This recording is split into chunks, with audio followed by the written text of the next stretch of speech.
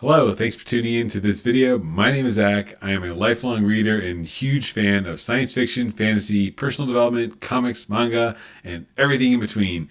And today I am talking about Ruins of the Earth, Volume 1 by Christopher Hopper and J.N. Chaney. This book I don't see enough videos about, and I want to talk about because I had a great time listening to it. Over the Christmas break, I was able to catch up on a couple books that I had in progress, and Ruins of the Earth, #1, was one of those, and it was definitely worth the Audible credit. So I found this on Storygraph, actually, looking for a book that was fast-paced. So I'm also currently reading Wheel of Time and a couple other slow-paced epic fantasies. So I was in the mood for something to shake that up a bit, and I searched for fast-paced action. And what came up was a couple recommendations, and this one I looked at up on Audible, and it's got great reviews on Audible, even though I don't see that many actual like YouTube booktubers talking about it. But this is a great book. It definitely is not the best prose ever written, but it's just flat out fun. It's the closest thing you can talk about to compare it to in pop culture would be Stargate SG-1. And it's funny, and that's what does the writing is so well written, is that in the universe of the book, our main character Wick, he's like, are we in Stargate SG-1? So it's really well written in the sense that all the pop culture references. So this is definitely up my alley if you're a fan of Ready Player One and kind of that not even, I don't want to say on the nose humor, because it's just a book that doesn't take itself too seriously, even though there is a lot of serious elements.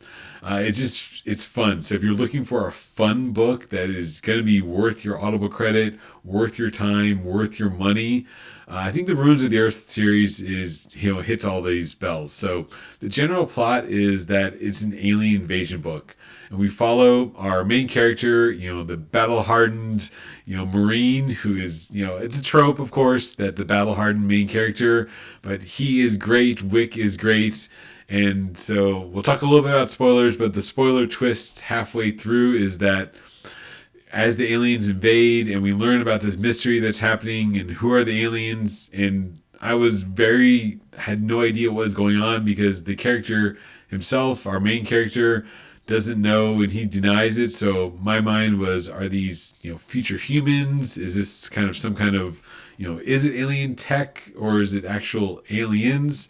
And then halfway through, we actually get the reveal that, yes, it's actually aliens, that this isn't just some science experiment gone wrong, and that the literal Stargate that they find earlier is, in fact, a Stargate, and that they make a bird cage.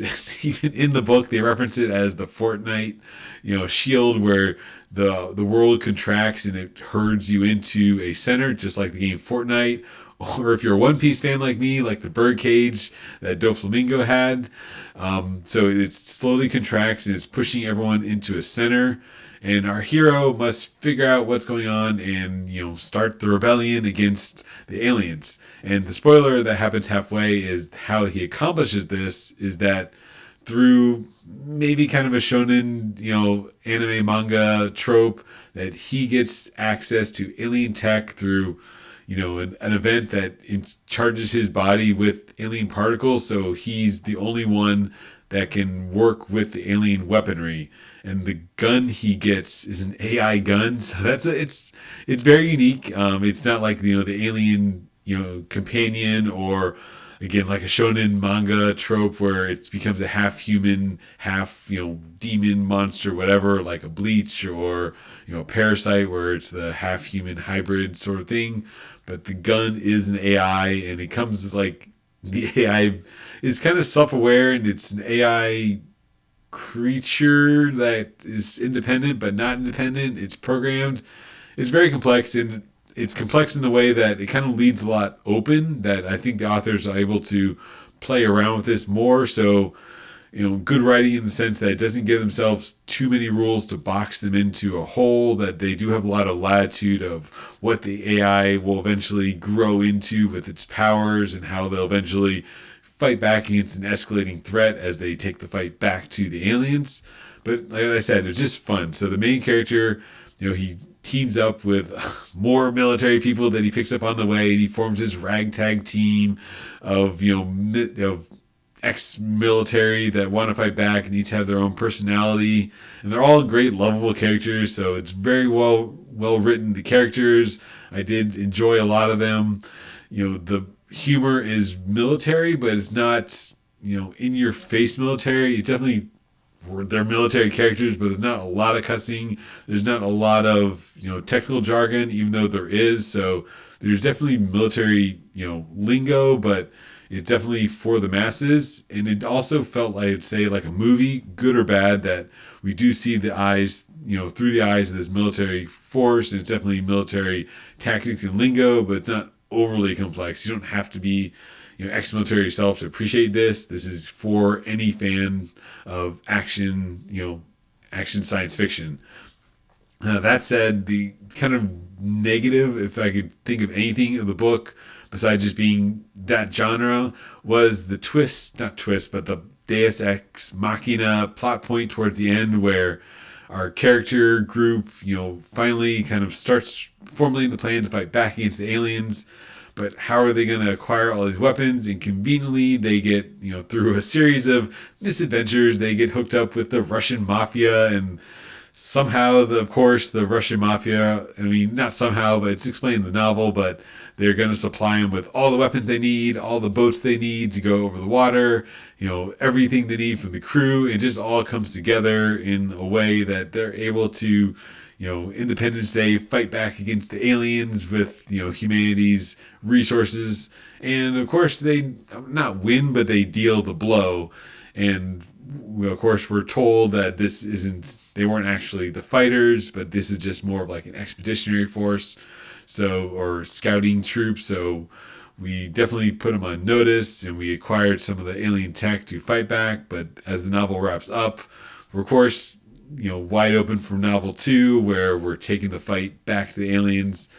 And as I said, overall, it was just fun. It was a great listen. I had a great time. It was definitely fast paced, a nice change of pace from, these epic fantasies that I'm reading, these epic sci-fi. Like I was reading Otherland, which is very slow, very epic world building.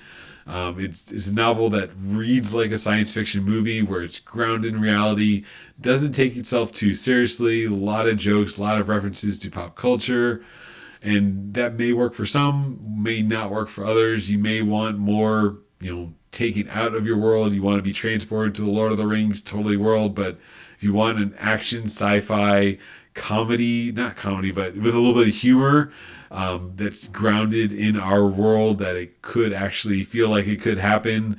Of course, with the fantasy, science fiction element that is aliens attacking. I do recommend Ruins of the Earth. I had a great time with it. I would give it 4.5 out of 5. The only slight ding would be just the Deus Ex Machina about the Russian mafia that kind of solves a lot of their problems. But it wasn't a detraction, but it definitely felt like a movie, that it was a little convenient that everything came together, but it did move the plot forward, and it allowed our heroes to deal some blows to the bad guys. And you're already suspending your disbelief enough with aliens fighting with this superior tech, and our hero is MacGyvering his way very logically out of every other situation, that he's able to piece together ways to win, to fight back, and prevail over the aliens that we're currently fighting. So highly, highly recommend it. Ruins of the Earth, number 1. Check it out. Have a great time and enjoy the listen. Enjoy your time in this universe. I am looking forward to the next one of this series, the Ruins of the Earth number 2. So I will be checking out that next. Thanks for watching, and have a great day.